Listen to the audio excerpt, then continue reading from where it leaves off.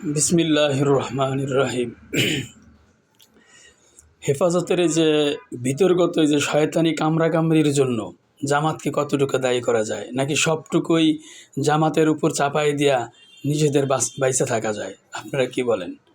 দেখেন তো, কোনো অ্যাঙ্গেল থেকে সিস্টেম কইরা নিজেরা সব দোষ জামাতের উপর দিবেন, কিছু দোষ শিবিরের উপরে দিবেন, কিছু দোষ যে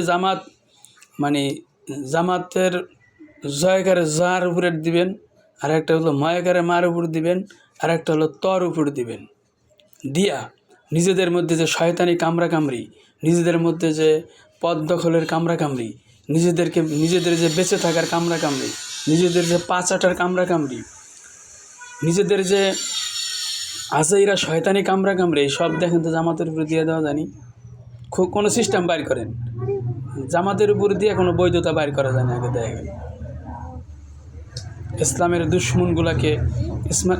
দুশ্মনগুলার কিছুদিন পরে অর্থের প্রয়োজন হয়, টাকার প্রয়োজন হয়, পদের প্রয়োজন হয়, তখনই নিজেরা ভেঙে একটা দল করে।